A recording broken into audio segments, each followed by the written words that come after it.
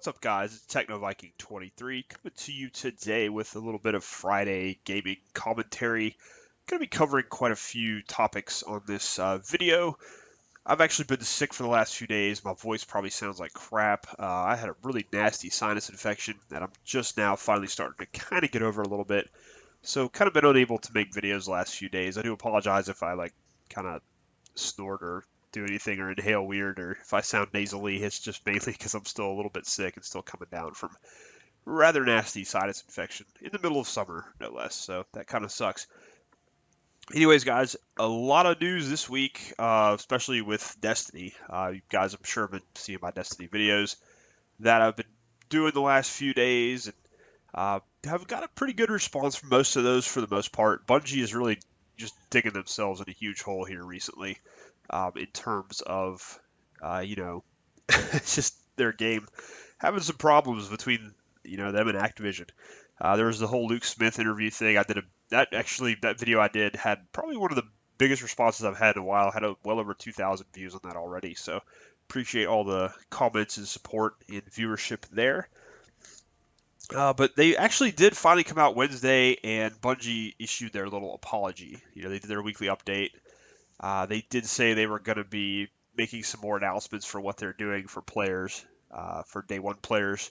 And they said that would come out in part two of the announcement. Of course, the weekly update part two came out. They didn't even mention it. They just glossed over some more fluff information. But basically, the first part of it, Luke Smith actually did come out and he issued a full apology for how he sounded in his interview with Eurogamer, which, and he just basically, they made some excuses of how, I'm a blunt, I'm not a PR guy, blah, blah, blah. But in the end, what they basically said was they apologized, but then they're adding in the collector DLC items. Now you could buy those for $20 if you want separately. The exotic class items and the cosmetic upgrades and things they were going to give only to the collector's edition. Those are now available for year one players if you want to spend $20 on 9 cosmetic items. So that, of course, is leading to a whole bunch of other complaints. And then also you had the Red Bull campaign thing come out this week. I did a video on that. If you guys want to watch, I'll link that below. So Bungie's they got a huge PR problem right now. And they just kind of glossed over everything. And they still have a very arrogant attitude with how they're trying to defend a lot of this content they're trying to put out there and how they're trying to make you pay for it. So I think they're just doing a really bad job. I've said several times I don't think Deej is a very good community manager. He just definitely does not come off as someone who's there for the community. He comes off as more of very pompous and arrogant when he's when he's defending Bungie in this game. And then Luke Smith, of course, obviously he sounded very arrogant in his interview. But that just seems to be their attitude, is they don't care because I think they know they've got enough people hooked in, that enough people are going to buy the game that they're really not too worried about it. So, that's their main thing right now.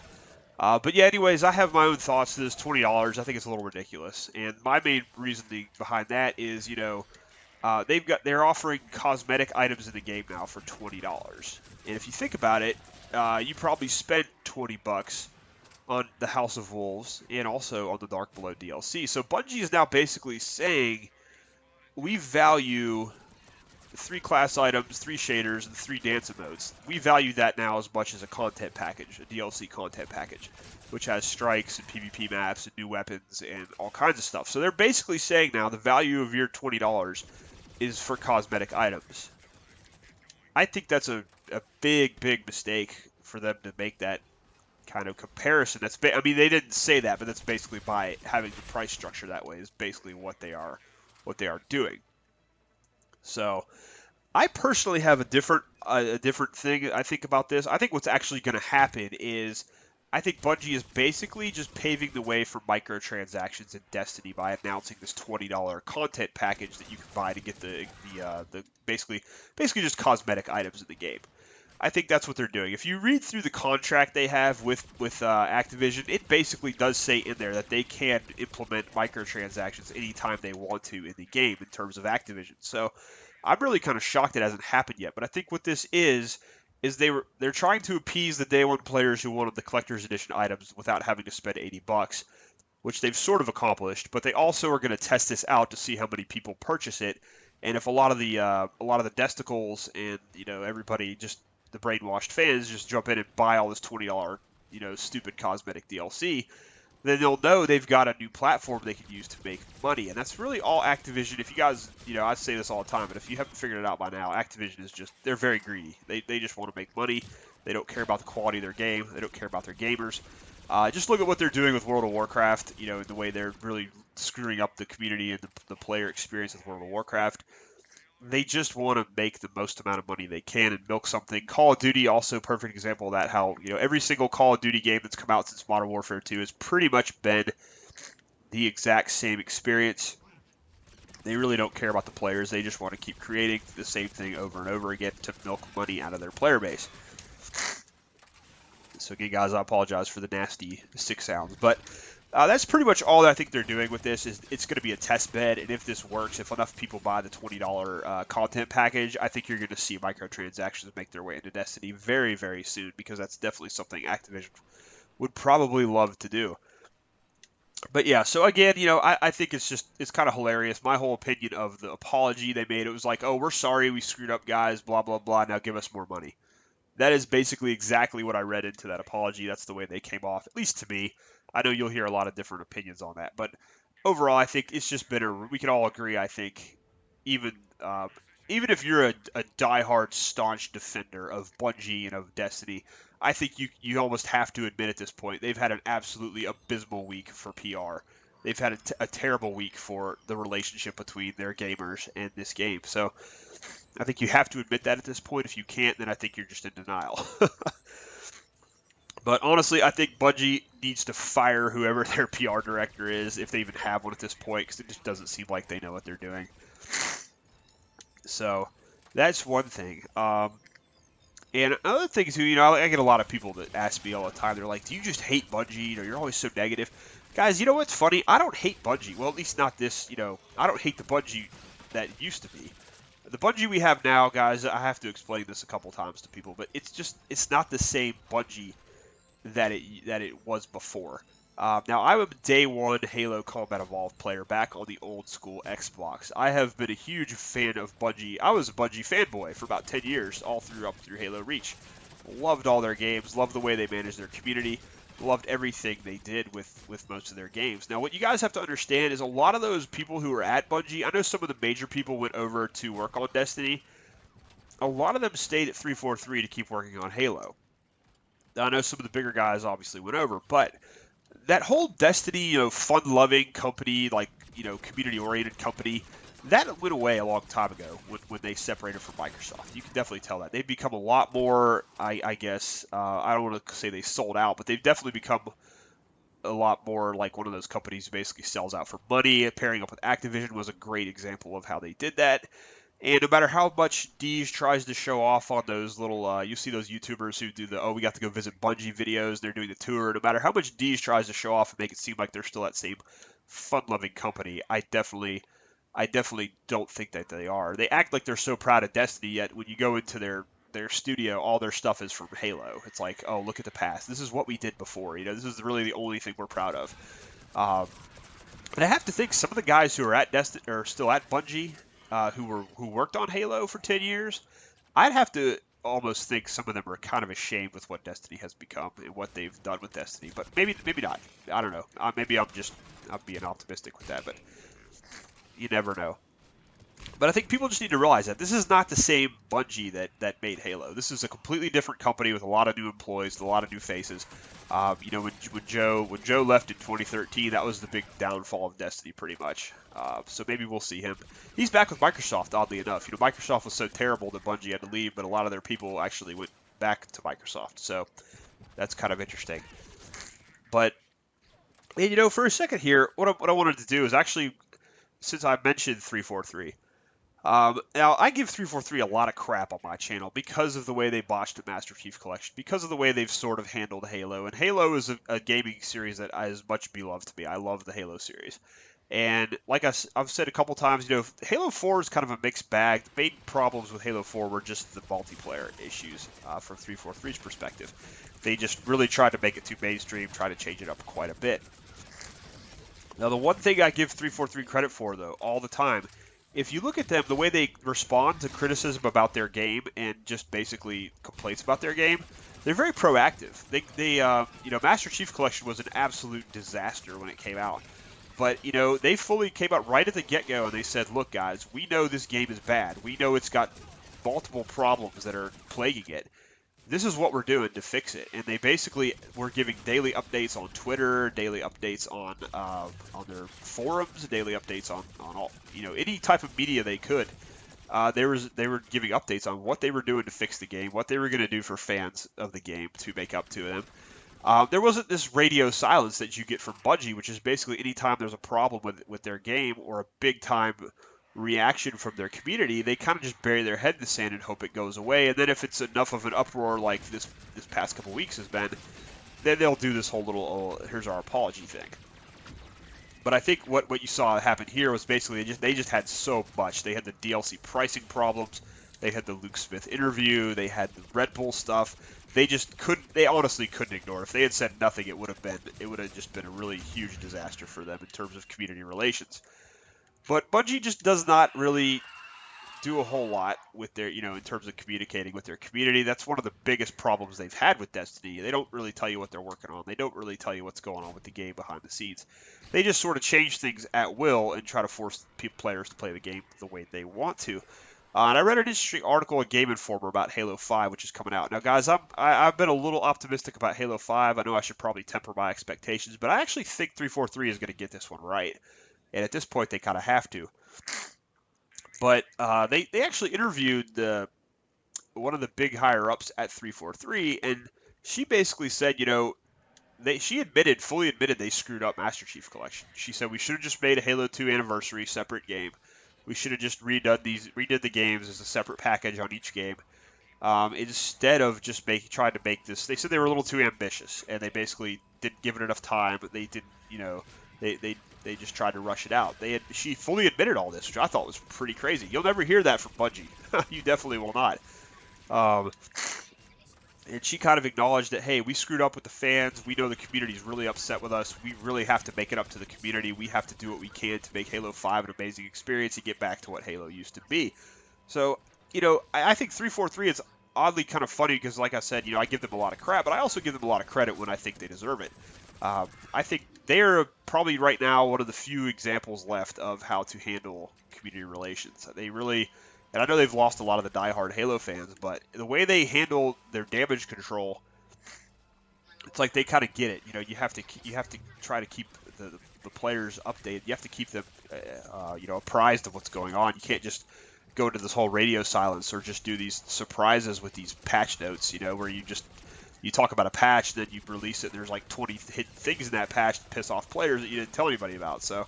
I think it's kind of funny to look at the company that actually came from Bungie leaving Microsoft to work on Halo. Look at how they handle things. Look at how Bungie handles things. It's a very interesting comparison. So that's just one thing I wanted to talk about today. Another thing, and I'm going to try to cover a few things, guys, because it's been a couple days since I made a video. Since I've been sick, and it's funny. I kind of miss it when I don't get to make videos for a few days. I kind of get bored. It's like, oh man, what can I do a video on? It's really a fun hobby, this whole YouTube thing. So. What I wanted to talk about here was I see a lot of people trying to compare Destiny to other games to kind of justify the pricing structure and to justify this DLC stuff.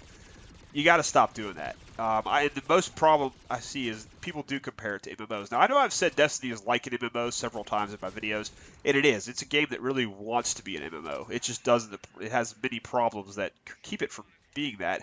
Number one is the amount of content. I see so many people trying to defend the DLC practices in this game by saying, oh, they need the money to do this and that and blah, blah, blah, and it's an MMO game, and it's going to be a 10-year franchise, and it's going to do all the stuff MMOs do, and that's, MMOs, you're constantly getting new content. That is true. The problem is when you get that content in MMO, there's a ton of content. There's a huge amount of content, and it's always for the most part, very well done content.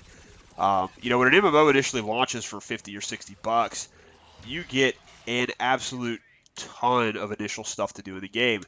If you compare Destiny to any of those games right now, it's not even funny how little content there is in Destiny. It's just completely lacking. So you got to stop comparing Destiny to. I see everybody talk about, it's like World of Warcraft. It's like this. No, it's not. It's definitely not. There's not even like a tenth of the content in Destiny that World of Warcraft has. So you can't keep saying that to try to justify the prices. Warframe's another great example. That's a game that's free to play and it has a lot more initial content than Destiny. Now I know there's microtransactions. That's always the argument people say to come back on that. And I'm saying, well, yeah, with a free to play game, you have to have some way to support the developers, and you don't have to buy that microtransaction because it is Warframe's a huge grind, but you can get everything by just grinding the game. Normally, that's what people love. People love to grind on Destiny for the same crap. So I hate it when they try to say, "Oh, there's microtransactions in Warframe." Well, you guys sit there and grind Destiny all day, so it's the same comparison. But stop comparing Destiny to these large scale MMOs. I get so sick of seeing this and they're saying, "Oh, that's how Bungie supports the game and they're making content packages." No, it's not. When you pay $20 for a content release on a MMO game, you get a ton of stuff to do. It's not like 3 or 4 hours of content that you get done with in like a day and that's it. Then it's just boring grind over and over again. You get a lot more in-depth involved content when you get these MMO games. So just people, you got to stop comparing it to an MMO. Just stop. So that's one thing. Another thing I've seen a lot on the forums, a big complaint, is a lot of people are calling out a lot of Destiny YouTubers for being completely silent on this whole Taken King issue, which I find very interesting. And I'm not going to call out channels by name because that's just silly. I don't get involved in drama or any of that stuff. But I wanted to offer kind of my commentary on why that is. Now, what the thing is you're not going to see a lot of these channels being critical of Bungie. And it may not be that they don't want to be critical of Bungie. It may just be that, for honestly, the main thing is they probably can't be critical of Bungie. That's the whole thing. A lot of these big YouTube Destiny channels, and the thing is too, other thing with a lot of these the bigger channels with Destiny is that's the only game they cover. They're not a multi-game channel. They're not a commentary channel. They're not they don't talk about other things. They don't make videos for other. That is their sole focus is the game Destiny. And so that is where a lot of these people, like me, I do YouTube as a hobby. I have it's not a 9 to 5 job, but it's like a contract. I have all kinds of work during the week. I work at least 50 to 60 hours a week doing other stuff. YouTube it's a hobby. It's for fun. This is not I don't rely on it for any kind of income. Now, a lot of these big channels, that is their sole income. You have to understand that. So, of course, they are not going to say anything bad about Bungie or Activision or anybody because they get special access to the game. They get early access to content. They get flown out to Seattle, into E3 and things like that to cover the game. And also, they have a lot of fans who are,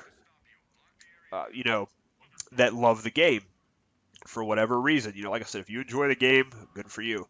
And they know if they say little critical things or they criticize any kind of aspect about Destiny, they know the fans are probably not going to appreciate it. They're going to lose subscriptions, and they're going to have people leave their channel, which means they're not going to make as much money.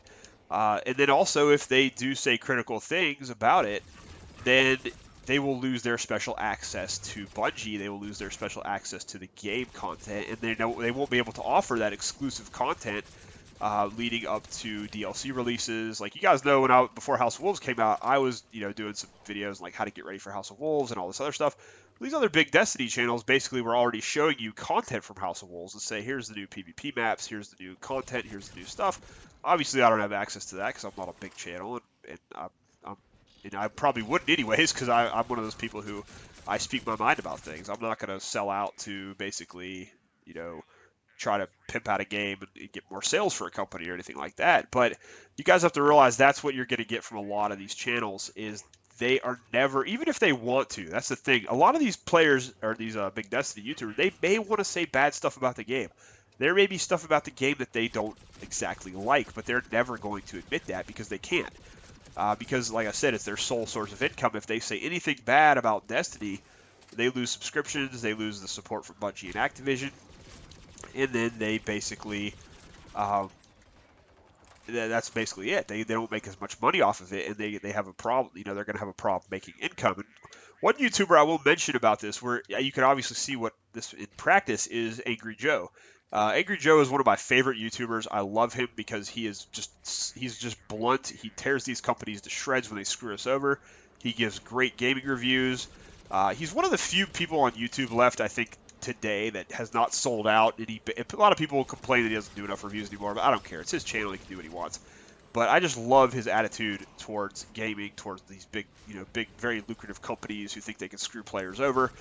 And it's kind of funny because he actually was one of the first 4 or 5 people to get an early access look at Destiny. They've brought him out to Bungie Studios, and he got to tour the studio and see some early access on Destiny. And it's really hilarious because there were some other YouTubers that were with him at that time who got to do the same thing, who are now very big YouTube channels with Destiny. Well, obviously, Angry Joe, Destiny is not his channel. He does game reviews, he does game commentary, he does all kinds of other stuff, Let's Plays and things like that. He streams, so Angry Joe is not worried about YouTube for or worried about Destiny for his YouTube income. But it's kind of funny because Destiny released, and Angry Joe basically tore to shreds. Made a lot of very valid points. He has some of the same points that I made. Basically talking about how it was a great game mechanically, but that was about it. It's just lacking in so many other areas, especially on how it was hyped up prior to launch. So he basically tore them to shreds in his review, and it's kind of funny because a lot of those YouTubers that were with him in that initial studio tour have been back to Bungie several times. And Angry Joe has not been called back once, so I thought that was kind of funny. Obviously, since he wrote them a bad review on the game, they're not going to bring him back out there to talk about the game. So pretty cool. That's another thing about Angry Joe that you can definitely tell. Even though he gets invited out for special access, he still is not afraid to basically say, "You guys," in his catchphrase, "You done fucked it up." He's not afraid to say that. So I think it's really interesting to see how to see that in action. But yeah, always keep that in mind, guys. A lot of these big YouTube channels, when they're talking about a game, a lot of people in the forums and Reddit were saying, "Oh, all the YouTubers are completely silent about this controversy, and they're not talking about the interview, they're not talking about anything." That's the reason why. They can't. They really can't. If it's for their livelihood, and I guess that's one of the pitfalls you get into if you try to do YouTube for a living. Like I said, personally, I'm not that kind of person who would ever sell out, and obviously it's easier for me to say that because I got a small channel. Like I said, I don't rely on YouTube for any income, but I always try to I have my opinions, and sometimes I can be very blunt, and I don't have a problem saying negative things about any gaming company or any game. So that's pretty much it. But you do kind of, when you run a game, you do a channel, I guess this would be some advice for anybody who wants to do YouTube. Seriously, is if you're going to do a channel based on one game franchise alone, you are going to kind of paint yourself into a corner. Because unless, the way viewership is these days, a lot of your fans they don't want to hear the complaining, they don't want to hear the negative aspect of the game. So if you tend to go that route like I do, you're getting a lot of people that don't like it and don't want to hear it and will unsubscribe from your channel. So if you tend to focus on one game, you have to realize that's going to be something you're going to run into possibly, even if you're that kind of person who you don't think you'd sell out. If that's paying your bills, that could definitely have an ill effect on it. So if you're thinking about maybe doing a YouTube channel, maybe try to be a little bit more diversified. That's definitely something. That's one of the problems with a lot of the Destiny YouTubers is they're painted into that corner where Destiny is their only game. They can't really say anything bad about it. So that's what another problem with the Destiny community in general is just you don't have a voice of criticism anywhere. At least a voice that can be heard by a lot of people. So that's about it. That's probably enough. Let's stop talking about Destiny. It's so bad anymore. I do videos on Destiny. I don't even play Destiny. I have not played Destiny in about 2.5 weeks, and I gotta say I've actually been enjoying it quite a bit. Going to play other games. You guys have been seeing a lot of Dynasty Warriors, a lot of Mass Effect. On the subject of Mass Effect, I did mention I was going to be doing a lot of Mass Effect 3 multiplayer stuff. Unfortunately, getting sick this week has kind of derailed a lot of that, but I am going to be jumping on there, making some Mass Effect 3 multiplayer guides, kind of some updated for people who still play the game. I know there's a lot of stuff out there, but it's 2 years old, and I see a lot of new players playing Mass Effect 3, which really excites me, and especially since they did the announcement on Mass Effect Andromeda, you have a lot of people checking out the series. So we're definitely going to get into it and definitely do some coverage of Mass Effect 3 multiplayer. I know it's an old game and some people might not care, but I'm definitely having a lot of fun with it still, even 2-3 years later. So that's one of my things I want to do. I want to have a little bit more fun with my videos. We're definitely going to be jumping in and doing that. Have a lot of fun with Dynasty Warriors 8 as well. I know you guys have been seeing a lot of that on the channel lately.